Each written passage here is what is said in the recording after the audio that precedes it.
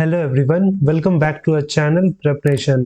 तो चलिए फिर बिना समय गवाए शुरू करते हैं 16 फरवरी के मोस्ट इंपॉर्टेंट करंट अफेयर्स के क्वेश्चन, जिसमें पहला क्वेश्चन है the geological survey of India has for the first time found lithium deposits in which state UT. भारतीय भूवैज्ञानिक सर्वेक्षण ने पहली बार किस राज्य या केंद्र शासित प्रदेश में लिथियम जमा पाया है? तो लिथियम डिपॉजिट मिला है option D Jammu and Kashmir में। Option D Jammu and Kashmir. तो पहली बार भारत में लिथियम का डिपॉजिट मिला है और वो भी कहाँ? तो जम्मू कश्मीर के रियासी जिले के तलाल हैमाना क्षेत्र में।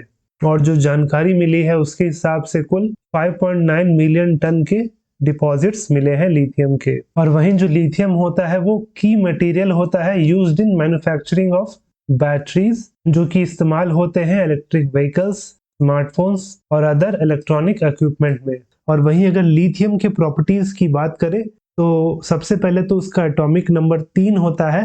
वो एक soft silvery white alkali metal होता है और इसके साथ लिथियम हाईली रिएक्टिव और फ्लेमेबल भी होता है।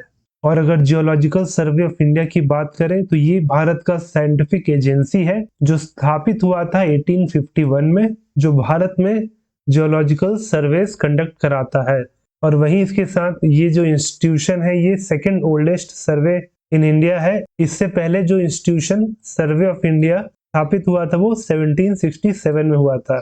उसके बाद फिर एस्टेब्लिश हुआ था geological survey of India in 1851। वहीं जीएसआई का हेडक्वार्टर कलकत्ता है और उसके करंट डायरेक्टर जनरल है doctor S Raju ji.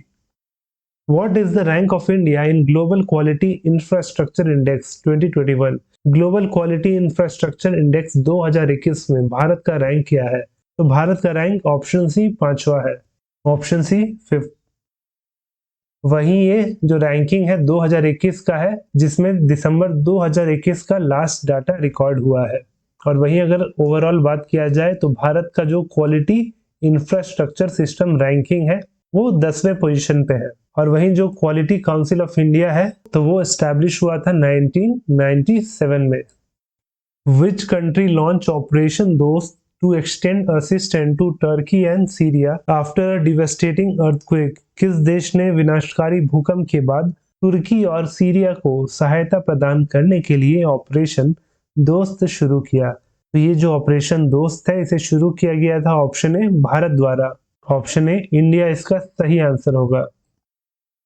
In which country did nearly 600 sea lions died due to H5N1 bird flu outbreak? H5N1 bird flu के प्रकोप के कारण किस देश में लगभग 600 समुद्री घोड़ों की मौत हुई थी? तो इस H5N1 बर्ड फ्लू के कारण ऑप्शन ए पेरू में करीब करीब 600 सी लायंस और साथ में 50,000 से भी ज्यादा बर्ड्स की मृत्यु हो चुकी है। तो ऑप्शन ए पेरू इसका सही आंसर होगा। In which city of Madhya Pradesh did Asia's first floating festival started? Madhya Pradesh के किस शहर में एशिया का पहला फ्लोटिंग फेस्टिवल शुरू हुआ? तो ये फेस्टिवल शुरू हुआ ऑप्शन ए मध्य प्रदेश के मंदसौर में। Option A Mandsaur. और ये जो फेस्टिवल है इसका नाम है गांधी सागर फेस्टिवल। और वहीं इस फेस्टिवल को गांधी सागर डैम के पास सेलिब्रेट किया गया था। और जो गांधी सागर डैम है वो बना हुआ है चंबल नदी के ऊपर। तो ये भी याद रखिएगा कि गांधी सागर डैम चंबल नदी पे बना हुआ है। Which of the following launched India's first traffic management system for drones? निम्नलिखित में से किसने ड्रोन के लिए भारत का पहला ट्रैफिक मैनेजमेंट सिस्टम लॉन्च किया? तो इसे लॉन्च किया ऑप्शन सी स्काई एयर ने। Option C Sky Air. Which of the following has become the first fintech apps to support RuPay credit card on UPI? UPI पर RuPay credit card को support करने वाला इनमें से कौन सा पहला फिनटेक ऐप बन गया है? तो वो ऐप बना है option A MobiKwik. Option A MobiKwik. Who has been chosen for the prestigious Raja Ram Mohan Roy national award for excellence in journalism? पत्रकारिता में उत्कृष्टता के लिए प्रतिष्ठित राजा राम मोहन रॉय राष्ट्रीय पुरस्कार के लिए किसे चुना गया? तो चुने गए हैं ऑप्शन डी ए बी के Prasad ji. Option D A B के प्रसाद। तो वेटरन जर्नलिस्ट डॉक्टर ABK प्रसाद चुने गए हैं for the prestigious Raja Ram Mohan Roy national award for excellence in journalism. और ये जो है आंध्र प्रदेश से एक जर्नलिस्ट है जो वर्ष 2004 से लेकर 2009 तक चेयरमैन थे of the official language commission. और इनको ये राजा राम मोहन रॉय अवार्ड जो दिया जाएगा वो प्रेस काउंसिल ऑफ इंडिया द्वारा दिया जाएगा ऑन 28 फरवरी।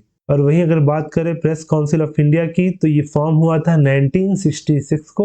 और वहीं इसके करंट चेयरपर्सन है जस्टिस रंजन प्रकाश देसाई जी, जस्टिस रंजन प्रकाश देसाई। और वहीं एक और स्टैटिक जी के इस क्वेश्चन से जुड़ा कि जो राजा राम मोहन रॉय जी थे उनको राजा टाइटल किसने दिया, तो उनको राजा का टाइटल दिए थे अकबर द्वितीय ने, अकबर 2 ने। तो ये भी याद रखिएगा, ये भी क्वेश्चन आपके एग्जाम में पूछ लेता है।